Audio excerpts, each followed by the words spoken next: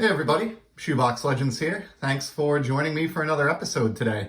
In this short one, we're going to take a look at a flip that I did basically via eBay. So we're going to look at a card that I sold recently, and then thanks to the magic of video editing, we're going to kind of fast forward through time and take a look at the proceeds from, or what I did with the proceeds from selling that card. So we'll start here obviously with the card that I sold. Just parted with this one this past weekend, kind of regrettably let it go, but I'm just a little bit more excited about what I'm going to be able to put the funds from this into. But it is a really nice card, and I think that the buyer got a good deal. And it's a 2019 Topps On Demand 3D card, just like this Shohei Ohtani. It is not this card. I showed this one recently in a Sport Lots box breakdown of some of the cards that I brought home in my Sport Lots box. Was able to grab this Shohei before the season started for like $10, and it's worth a little bit more than that now. But I really enjoy this on-demand 3D release that comes out every year. I think it's a really unique set, and it just sort of takes me back to like Kellogg's and some of the other like lenticular cards of my youth. And so I did have a pretty big card from this same set that slabbed a PSA 9 and did sell it this past weekend. So here's the card. And the background glare is not going to be helpful here. It's pretty brutal in the office today. But this is, of course, the Fernando Tatis Jr. 2019 Topps On Demand 3D rookie card in a PSA Fine 9. So this is heading out the door today.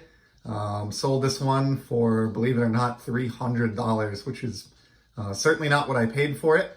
And so happy to let it go at that price. I am big on Tatis. I think he's, about to, or maybe by the time I get around to showing this video, will have already won the National League MVP. He's a stud. He's just an exciting player to watch, and he brings a lot of charisma to the diamond that I think baseball needs. So sort of mixed feelings in letting this one go.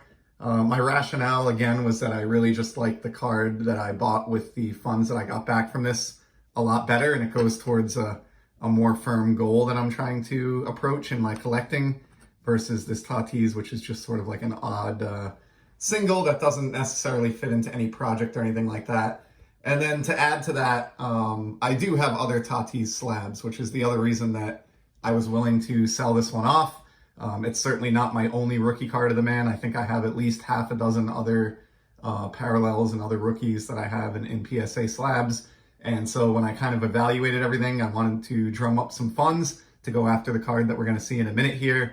I kind of determined, especially based on the price that this would bring in, that this is one that I could stand to part with. So cool card, and sort of sad to see it go from the collection, but I've had it for a year or two now. I've enjoyed it, and it's time to move on to something I like better. So we'll cut this part off here, and then I'll do my best to merge these together.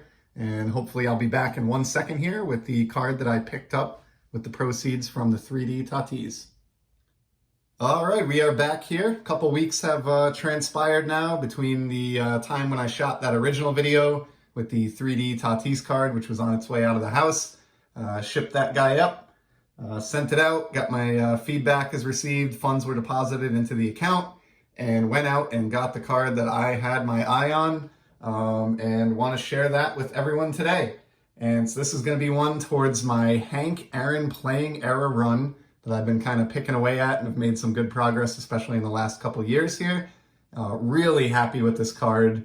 It is a mid-grade, collector grade card from the 50s featuring one of my favorite players, and is a necessary part of my career era run that I'm working on of this individual. It's a 57 Topps Hank Aaron. Really nice card here.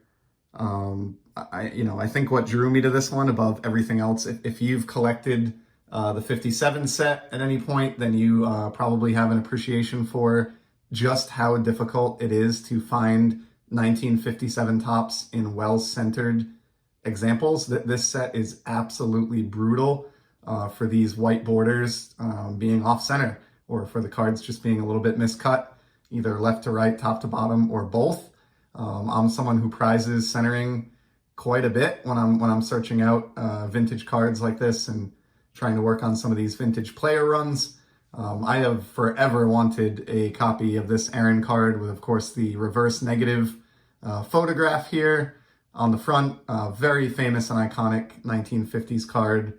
You know, it's not a rookie or anything along those lines, but really just an epic and very recognizable card of one of my favorite players and one of the best offensive players ever to step into the batter's box.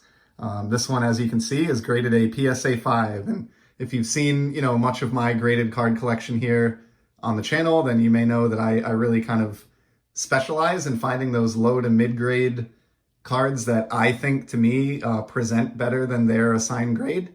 And, you know, I can't afford this card in a PSA 8 or 7 or something like that, but I think this 5 looks fantastic. You know, most likely what knocked this one down, I don't know if you can tell very easily, you know, that upper left corner there has a little touch on it, and the right corner is not perfect either.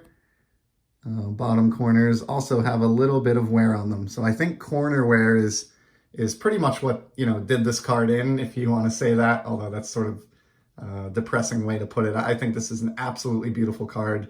I don't need an example in my collection that looks any better than this.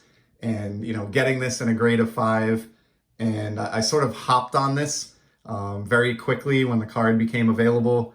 It was one of those where the seller had this listed with a starting bid, but they also offered the option to just make an offer to buy it now if you were to do so before anybody placed a bid on the card. So this triggered a saved search that I had for Hammer and Hank, his 57 card, which I've been in the market for some time, and sort of had a pretty good idea what the value of this would be, especially an example that looks this strong, and was able to kind of swoop in and have a little back and forth with this seller before anybody placed a bid, and snatched this one right off the marketplace and directly into my Hammer and Hank Aaron playing era collection that I am working on. Oh, the lighting is brutal in here, so that's not really cooperating too well, but beautiful card. So that's my flip. We'll cut it here as really a 1-for-1 swap here.